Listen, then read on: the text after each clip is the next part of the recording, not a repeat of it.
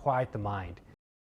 It's really about being too overanalytical, because when we're too overanalytical, we freeze up. Have you ever heard this term paralysis by analysis? We freeze up because we're overthinking. I want to give you one of my favorite stories. It's about Ralph Goodall. Ralph Goodall was this famous golfer in the 30s. And the game came so easy to Ralph. I mean, he didn't have to think about his swing. Well, he was so good that a publisher went to him and he said, I want you to write an instruction book.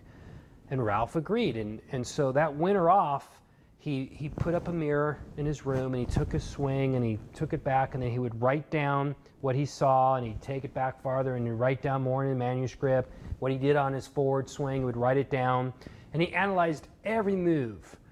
Well, when he handed the manuscript to the publisher, well, not only was the manuscript over, but his swing and his game was over, because he went from being reactive in his game to overthinking, and he ruined his game for the rest of his life.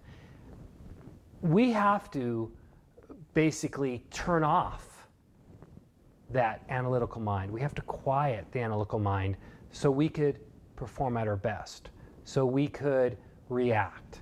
And here's a couple suggestions. And just really to prove my point, this is something I would recommend you do.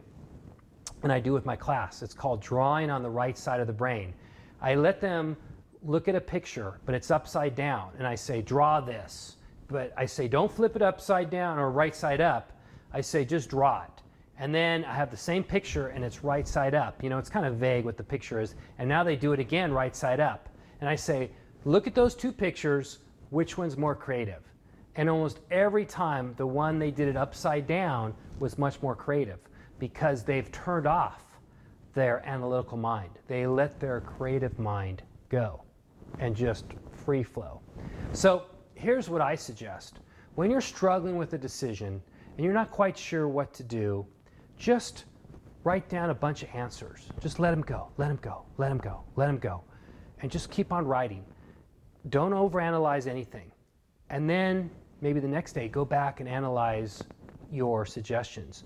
You'll discover that if you just let it go, you're going to come up with a lot of great answers instead of writing one down, analyzing it, writing one down, analyzing it. Just let it go, free up your right mind, and you will find that you will be much more creative. Here's another solution. Sometimes when you're struggling with a situation, just stop thinking about it.